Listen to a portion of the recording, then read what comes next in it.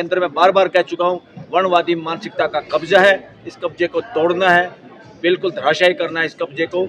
और मैं तो अब और खुल के इस बात को कहना पड़ेगा, आज माहौल ये है, हाई कोर्ट सुप्रीम कोर्ट में कोई भी डबल बेंच या कोई भी ज़्यादा बेंच, ऐसा ना हो डबल बेंच भी 2 जजों की पीठ जिसमें 2 ब्राह्मण जज हों, 2 बणिये जज हों, 2 कास्ट जज हों, यानी 2 एक कास्ट के जज होने ही नहीं चाहिए एक बेंच में।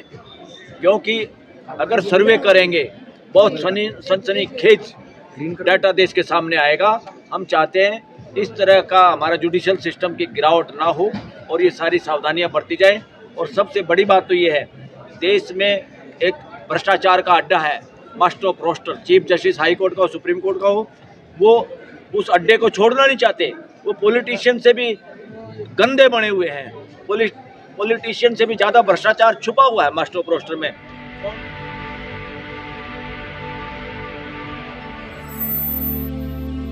का जो समर्थन कर रहे हैं और जो नया रेगुलेशन अभी आया है उसके बारे में क्या सोच रहे हैं आप? पिछले रेगुलेशन से ये किस तरह से अलग है या नहीं? नहीं, अलग तो है मगर उतना इफेक्टिव नहीं था। मगर जितना भी था उसको लागू तुरंत करना चाहिए था।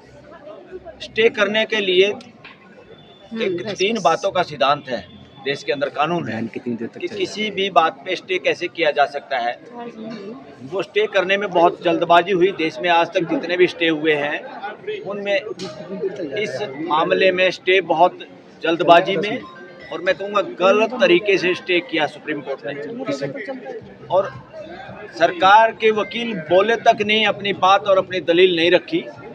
और ये मौका था सुप्रीम कोर्ट के पास भी कि भाई जिन अपराधों को तुम रोक नहीं पा रहे, पुराने रेगुलेशन रोक नहीं पा रहे, वो नए रेगुलेशन बने हैं, तुम्हारी अपने डायरेक्शन पे बने हैं, उनको कम से कम एक बार लागू तो होने दिया जाए। ये जो षड्यंत्र हुआ, जो इसके खिलाफ आंदोलन करने की जो बातें करी, एक षड्यंत्र था, सोची समझी साजिश थी। और उस साजिश का शिकार एक तरह से ज़्यादातर वकीलों का मानना है सुप्रीम कोर्ट भी उसी का शिकार रही। या कहीं ना कहीं सुप्रीम कोर्ट इस मामले में न्याय नहीं कर पाई, बल्कि उसका स्टे देश के लिए अन्याय साबित हो रहा है। तो लेकिन कह रहे हैं कि आप जैसे लोग समाज को बांट रहे हैं, देश को नफरत फैला रहे हैं। देश को जोड़ने की ड्यूटी हर एक नागरिक की फंडामेंटल ड्यूटी है। और सबसे ज़्यादा समाज को बांटने वाले वो लोग होते हैं जो सत्ता में बरकरार रहना चाहते हैं, बनाए रखना चाहते हैं। डेमोक्रेसी एक वोट या एक ज़्यादा वोट का मसला नहीं है। डेमोक्रेसी का असली मतलब है पूरे तंत्र को जोड़े रखना, व्यवस्था बनाए रखना, देश में मानवीय व्यवस्था स्थापित करना। लोकतंत्र का असली मतलब है पूरे लोग, पूरे समाज को जोड़े रखना, तोड़ना नहीं। वोट की राजनीति करके भी तोड़ना नहीं, जाति की राजनीति करके, रिलीजन की राजनीति करके तोड़ना नहीं होता। मगर आज के माहौल में ज़्यादातर, और आज जो सत्ता में जो लोग बैठे हुए हैं या उसके पीछे जो संगठन है, उनकी मानसिकता और विचार ही संकीर्ण है, बौने हैं। वो डिवीज़न के अलावा उनका गुजारा नहीं। क्योंकि ये सारा का सारा आज जो सत्ता में जो लोग हैं, इसके पीछे जो संगठन है, वो वर्णवादी विचार पे स्थापित है। और वर्णवादी विचार जबरदस्ती, चोरी चकारी, शोषण से, दमन से, सप्रेशन करके, अत्याचार करके शासन में पड़े रहने का नाम है वर्णवाद। और वर्णवाद को जो बरकरार रखना चाहते हैं वो डेमोक्रेटिक हो नहीं सकते, वो डेमोक्रेसी के विरोध में है।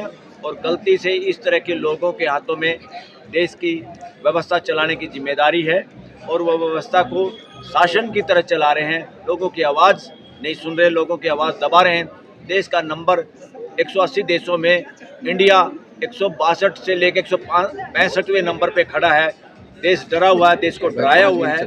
और देश के इस डर को और बढ़ाने में, रोकने का काम करने की बजाय सुप्रीम कोर्ट, हाई कोर्ट ने भी इसको बढ़ने दिया है।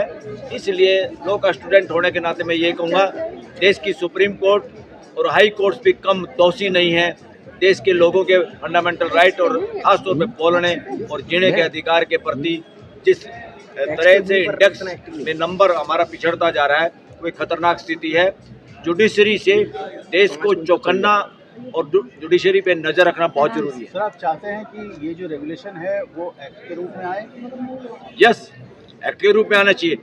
देश में ये हमारा परिवार है 145 करोड़ का, इसमें अमन चैन और पारिवारिक रिलेशन या माहौल रखने के लिए हमें किसी का भी शोषण ना होने देना है, ना करना है। ऐसे किसी भी काम को रोकने के लिए, शोषण को रोकने के लिए कोई भी कानून बनाना पड़े, उसका हम सबको स्वागत करना ही चाहिए। अरे कोई ऐसा इस देश में एक भी आदमी ऐसा बुरा आदमी नहीं है जो दूसरे को जानबूझ के तंग करेगा। हाँ, कोई नासमझी में किसी को झूठी एप्लीकेशन देता है, तंग करने की कोशिश करता है, दुरुपयोग करना चाहता है कानून का, उसके खिलाफ कानून में पहले से प्रावधान है। ऐसे तो सगे भाई, दो सगे भाई भी कई बार लालच में आके एक दूसरे की प्रॉपर्टी हड़प करने के लिए झूठे केस फाइल कर देते हैं। उसका ये मतलब नहीं है कि कानून बुरे हैं। आदमी कुछ गलती कर सकता है, इसलिए उसकी गलती को रोकने के लिए कानून में प्रावधान थे, हैं, आज भी हैं। तो इस कानून को बल्कि रेगुलेशन की बजाय एक्ट बनाना चाहिए, स्ट्रॉन्ग बनाना चाहिए, ताकि कोई भी भेदभाव का के बारे में सोच ही ना सके। ये उन लोगों को डर लगा, चोर के मन में मोर, चोर की दाढ़ी में तिनका, जो लोग शोषण कर रहे हैं, जो शोषण के आधार पे यूनिवर्सिटियों में प्रोफेसर लगे हुए हैं, जिस शोषण के आधार पे लोगों को नॉट फाउंड सूटेबल ये कि भाई SC ST OBC का कोई भी कैंडिडेट योग्य ही नहीं पाया गया।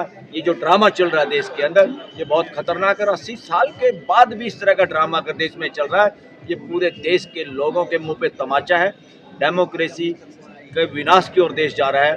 डेमोक्रेसी का मतलब अभी देश को और खुल के समझाना होगा और उसका कार्यान्वयन जुडिशरी को भी मजबूती से करवाना चाहिए। जुडिशरी अपनी ड्यूटी नहीं कर पा रही है।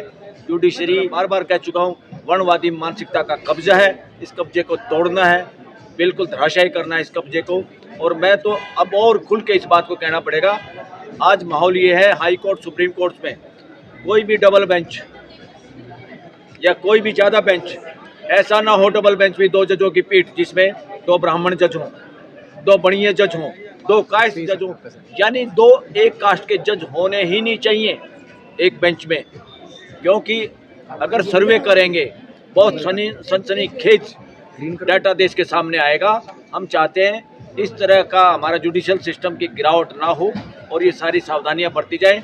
और सबसे बड़ी बात तो ये है, देश में एक भ्रष्टाचार का अड्डा है, master of roster, chief justice high court का हो, सुप्रीम कोर्ट का हो, वो उस अड्डे को छोड़ना नहीं चाहते।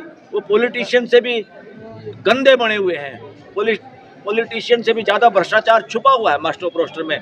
कौन केस किसके सामने लगेगा, कौन केस नहीं लगेगा, जरूरी केस लगते नहीं, गैर जरूरी केस फटाफट सेठ लोगों के या प्रभावी लोगों के लग जाते हैं। हमारे एक साथी एडवोकेट ने मैथ्यू नेदुम पारो ने कहा तो चीफ जस्टिस ने रिएक्शन किया, रिस्पॉन्स नहीं किया। एक समझदारी से उसका जवाब देने की बजाय एक इस तरह से भाषा, जिसको वकील कह रहे हैं गुंडे की भाषा, इस तरह से चीफ जस्टिस ने कमेंट किया, जिसकी हम भर्त्सना करते हैं। ऐसे नहीं करना चाहिए। और कभी भी संवाद से, बात से, और जजों के चेहरे पर तो कभी भी ना सिकन होनी चाहिए, ना रिएक्शन होना चाहिए, हमेशा रिस्पॉन्स होना चाहिए। Thank you sir.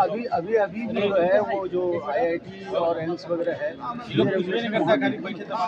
रेगुलेशन हर जगह होना चाहिए। IIT हो, IIM, कोई भी एजुकेशनल इंस्टीट्यूट हो, हर जगह होना चाहिए। A to Z जगह होना चाहिए। जहाँ भी डिस्क्रिमिनेशन हो रहा है एजुकेशन में या जॉब में, सब जगह ये होना चाहिए। कोई भी डिस्क्रिमिनेशन करने की सोच ही ना पाए। इस तरह का माहौल, इस तरह का कानून देश के अंदर होना ही चाहिए। ठीक।